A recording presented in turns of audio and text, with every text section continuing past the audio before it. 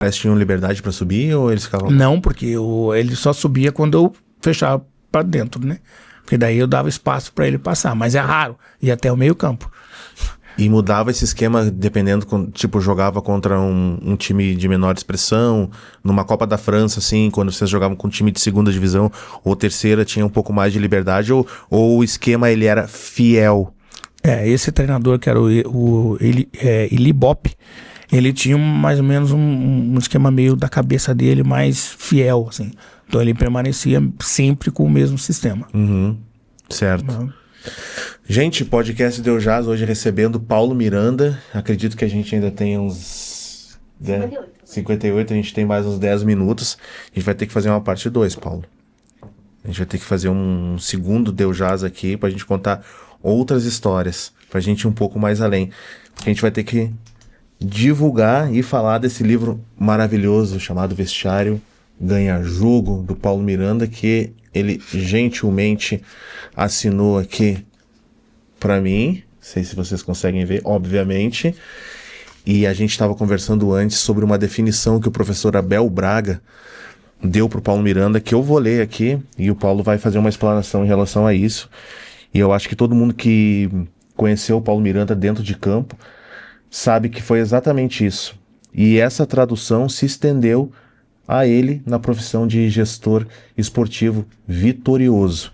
O professor Abel Braga disse: o Paulo sempre foi diferenciado porque ele tinha consciência de que não era uma super estrela, eu já acho que sim, um craque, um jogador fora de série, e é justamente por isso que ele conseguia cativar todo mundo. No fundo, ele se tornava um espelho. O mais interessante disso tudo é que ele tinha, pelo menos dava a impressão, uma convicção disso. Ele tinha essa certeza de que eu não posso falhar, eu não posso isso ou aquilo, porque ele era um modelo. Ele não era o top, não era o cara, entre aspas. Por isso que ele foi extremamente diferenciado, sempre pensando no grupo, pensando no coletivo, pensando no clube, na equipe. Depois ele pensava um pouquinho nele, Abel Braga, treinador. Ou seja, o professor quer dizer que o Paulo Miranda nunca foi burocrático, sempre foi voluntarioso, e naquela época, 5 ou 8, centro médio, ou meia direita, tinha que saber jogar, né? Você sabe que você lendo e vem na minha cabeça justo aquele time do Vasco. É o time do Paraná Clube. Por que eu falo isso? Quando você tem jogadores extraordinários, como era o Romário, Juninho, Ramon, e você chega numa equipe, você é um volante, você meio que vai carrega o piano. E eu, Nasa, nós éramos assim. Então nós fazíamos para defender. Por quê? Porque os jogadores que estavam à frente, eles não tinham tanta força para marcar. Só que os caras decidiam. E aí que normalmente aparecia uma hora ou outra o Paulo Miranda finalizando em fora da área, o Paulo Miranda fazendo um gol de cabeça. Por quê? Porque eu tinha essa qualidade. E o que o Abel falou, eu concordo. Na vida, cara, eu penso assim, né? Se eu fizer pro meu companheiro e todo mundo ali fizer igual, eu vou ganhar, ele vai ganhar também. Ganha todo mundo, é coletivo, né? Mundo, cara. Então, eu acho que hoje eu sou quem eu sou por isso. Quem não quis seguir, infelizmente, ficou para trás. E aí esse livro, Paulo, Vestiário Ganha Jogo, como é que surgiu a ideia de escrever esse livro? Tem a camiseta aqui que o Paulo também nos presenteou, né? Vestiário Ganha Jogo. Que maravilha. Cara, como é que tu teve a ideia de escrever esse livro? Eu sei que foi lançado o ano passado. Eu acompanhei todas as notícias relacionadas ao lançamento. Tem um prefácio maravilhoso. Eu vou devorar esse livro aqui. E indo de encontro a isso, quanto tempo tu levou para colocar essa ideia em prática, para lançar? E por que a definição Vestiário Ganha Jogo? Houve um fato marcante ou uma conjunção de fatos ao longo da tua carreira, até como gestor esportivo no Atlético Paranaense? Adriano, você sabe que esse livro aí, nós estávamos meio que na pandemia, iniciando, eu e minha esposa, e eu sempre tive um pensamento que eu tinha que tentar passar para as pessoas, né, o que eu vivi na base, né, o que eu vivi fora o futebol. Eu tinha que mostrar ser um exemplo, ou tentar passar para os meus filhos e deixar um legado, né? Para eles olharem e falar assim, cara, meu pai fez isso, fez aquilo. O meu pai, ele foi capaz de lançar algo que queira ou não queira, deixa, né, uma imagem interessante na cabeça deles. Então minha esposa que teve essa ideia do vestiário ganhar jogo, porque ela falou, o vestiário, Paulo, ganhar jogo não é só você, os atletas, você como gestor ali no vestiário, não. Existe algo a mais.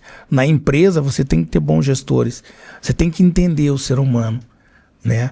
Então esse livro não é só pro campo, cara. Quem lê bem o livro vai entender que vai muito além do futebol, né? Vai muito do ser humano, da máquina, nós, de olhar um pro outro, nós sentimos aquela química de você falar assim, cara, nós somos capazes de vencer, né? Vamos tratar as pessoas bem para poder evoluir junto conosco. Então esse livro veio muito para isso, cara, sabe? Para trazer essa energia positiva para as pessoas entenderem que nós somos capazes de fazer algo diferente no mundo, cara. E o que eu sempre falei, que muitas pessoas, aproveitando essa oportunidade, do que? Não pode ter um treinador negro, não pode ter um gestor negro.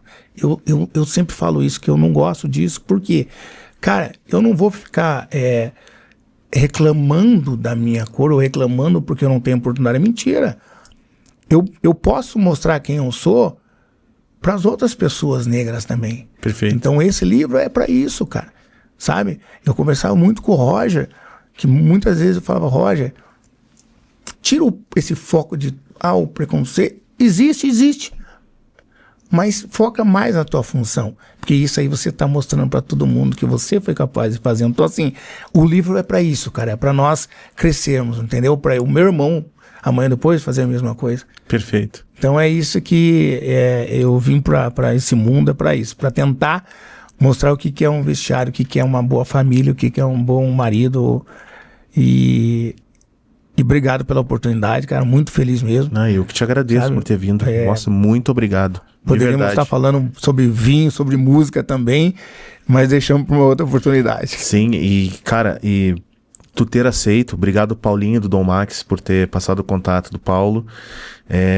Eu acho que é muita inspiração, é muita influência que tu passa para as pessoas, para quem tá começando no futebol, para quem tá começando em qualquer modalidade esportiva, como tu bem citou, esse livro aqui tem ensinamentos aqui dentro, porque a experiência é história de vida. Todos nós temos alguma coisa para contar. E quando a gente para 1 hora, 2, 15 minutos que seja por dia para ler um pouco de cada livro, a gente está crescendo, a gente está evoluindo. Então, num momento atual, onde a gente sabe que existem tensões raciais, existem tensões políticas, existe muita intolerância, isso aqui é muito pertinente. Eu quero te agradecer muito. E para fechar, eu tenho 2 perguntas para ti. O momento mais tenso que tu viveu num vestiário e como reverter esse momento tenso de um vestiário. E qual foi o vestiário que tu esteve que ele realmente ia por música? Nem precisava nem de esquema tático. O vestiário por música foi o Vasco, né? Ali aquela equipe era realmente fantástica. Você sabia o que o Romário ia fazer, o que o Edmundo. Para mim foi fantástico. Apesar que eu sempre falo que toda equipe que você conquista títulos, você sabe que existe aquela química boa e que daí ali você joga por música, né? Qual foi a outra? Vestiário tenso e como reverter um clima tenso de vestiário para melhorar a energia.